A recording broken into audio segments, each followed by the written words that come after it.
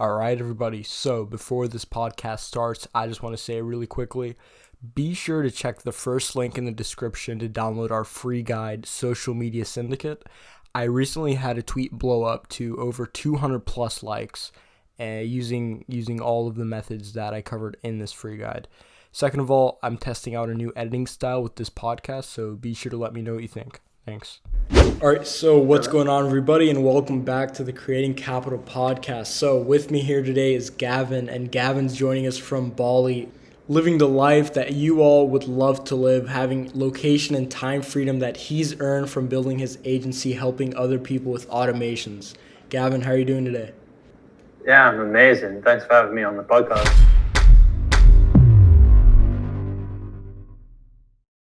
So jumping right into it, can you tell us about your experience with Zapier and automation? How have you been able to build your agency? I come from like a background of full-on computer science. Like 6 years ago, not 6 years, maybe 5 years ago, I studied full-on computer science and business science, almost like a double degree. That was a lot of fun. I was working for the biggest online fashion brand back in South Africa. That's where I'm originally from. And it was a lot of fun, like really cool team, really cool company. I was doing proper like coding stuff, like actual coding, building web apps and working with the digital marketing teams.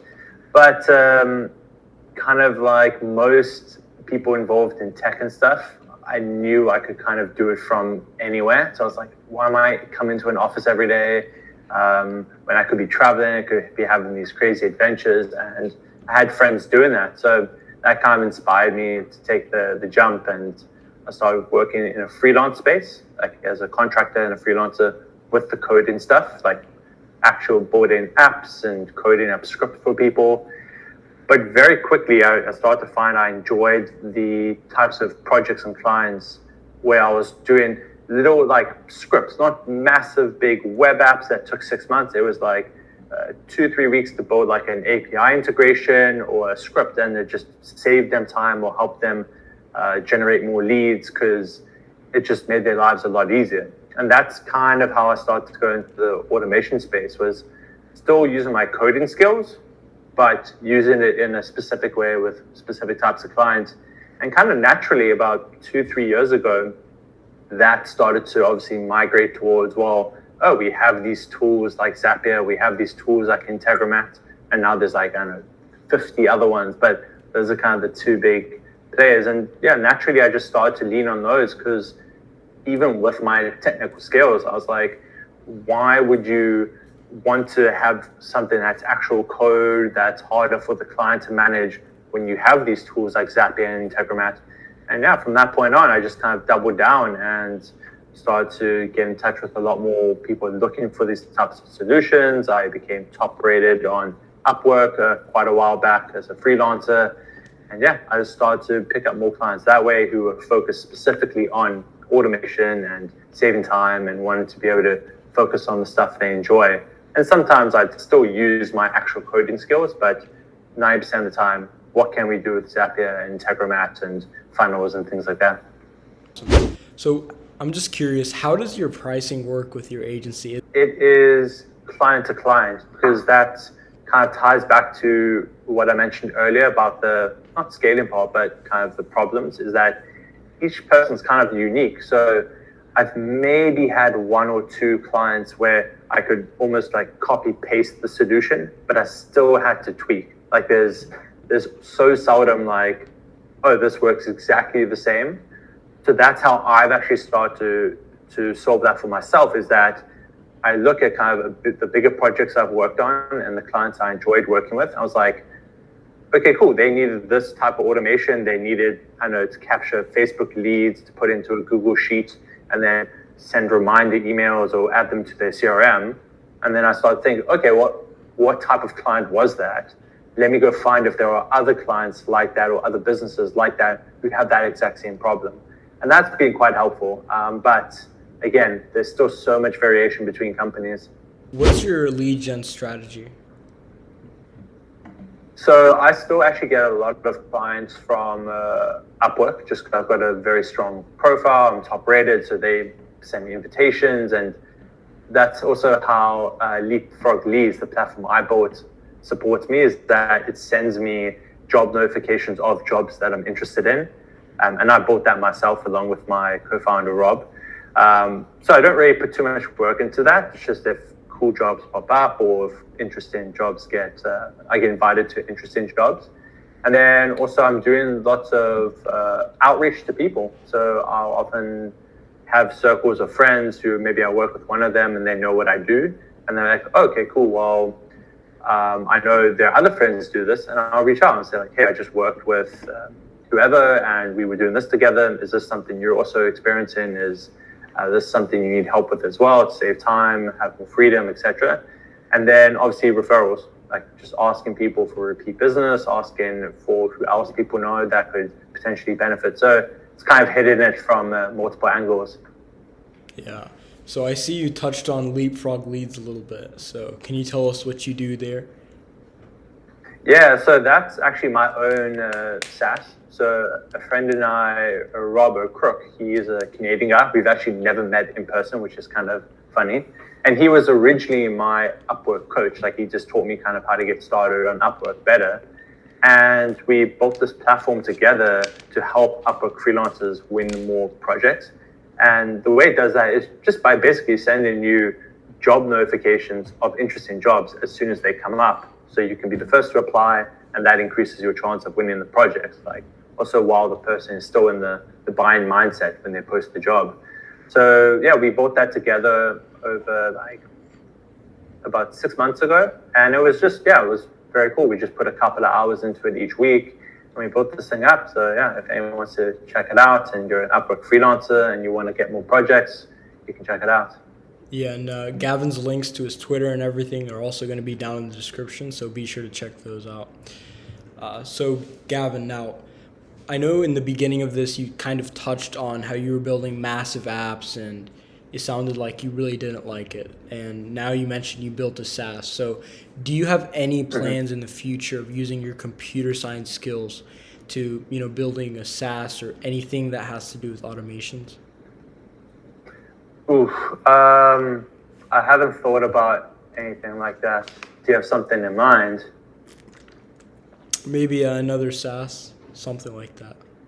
I mean, with your computer science experience. It's an interesting question, but it's like there's just so many platforms out there already. It's like I don't know if it would be necessary. There might be something like specifically for Leapfrog Leads. We've had a few agencies reach out to us, like people who manage proposals for for freelancers. And that could potentially be something, but I haven't thought beyond that really. All right, so what are your thoughts on platforms like IFTTT and N8N and other automation platforms? Do you mess with them at all, or are you strictly Zapier and Integromat? So as we were kind of speaking just before recording, I hadn't actually heard of N8N until quite recently, and IFTTT. So let me just take a step back. Ultimately, it just comes down to what is the right tool for the job and doubling down on whichever one you like so you can become really good at it. Like I'm not like a zealot for any specific platform. I'm like, Zapier is the future, you have to use Zapier for everything, or Integromat's the future, you have to use Integromat for everything. Like I don't care. It's like whatever you're trying to automate which app supports it, like which platform supports those apps, and is it powerful enough to actually allow you to achieve your goals. So for me, it really comes down to just whichever one works for you, because there's always a balance between beginner and user friendliness. This is actually what I was saying in a podcast episode recently, and how like powerful the platform is. So I personally find IFTTT on the more kind of, it's more user friendly because it's got a really nice user interface. But because of that, you're trading off some power and kind of how complex you can get. But it's really whichever platform helps you achieve your goal. Yeah. So you mentioned your podcast a little bit. What's your podcast? Yeah, so I run a podcast called the Energetic Automator Series. And so I kind of do what you do, but with online spiritual businesses. So I speak with spiritual and holistic coaches about their journeys of why they got into what they do and how they're growing their business and why they're passionate about it. But then also I sprinkle in like mini episodes of just speaking about automation and the things you need to have in your business in that regard. It's like, why do you need to build an email list, and how do you choose between all the automation tools? So it's kind of a balance between interviews and then also just quick like tip episodes essentially. Yeah. All right. Nice. So it seems like you really did not enjoy your computer science career for too long. If you were to build a SaaS or a web app, like a full-on web app, would you code it yourself or would you hire someone? And is this something you have in your plans for the future? Yeah, so I did really enjoy coding. Like, it's a completely super useful skill that I have. It's invaluable today because it obviously helps me think in a different way. But for me, it's just too time consuming. And obviously when you're coding, you're looking at the details. Like, you're going from big picture to very small picture. You're like looking at every little piece of code. And I realized that just doesn't kind of resonate and click with my, like, how I view the world and how I want to go, like, lifestyle wise. So for me, in the last few years, I've taken a big step back from doing actual coding.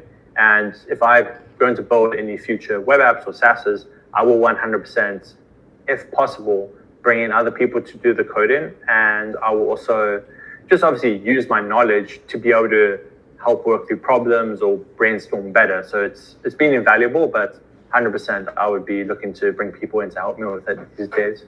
Yeah, awesome. So let's switch gears a little bit. Let's kind of talk about your lifestyle that you've been able to build for yourself. So come on. So some people would say right now that you're, kind of living the dream, right? You're on Upwork, you're freelancing on your own time, and you're in Bali, right? What advice would you give to someone who wants to build a business like yours and earn time freedom and location freedom? Yeah, absolutely. So funny enough, I'm reading 4-Hour Workweek by Tim Ferriss, which is obviously a super old book, but that was kind of like the staple of what kickstarted digital nomads. But it's essentially just knowing that we're on the internet. It's like, you don't have to work with people who are right in front of you, and people are willing to pay you without having ever met you. So if you have a skill set, it's like, where are those people, and just offer them that service. And I would say, like, because I'm pretty risk adverse, to be honest, like, I am quite a risk adverse person.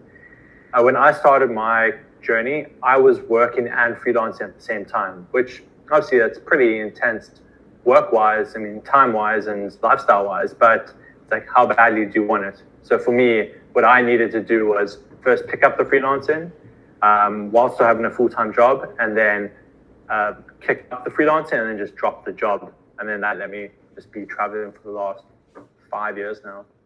Nice. Yeah.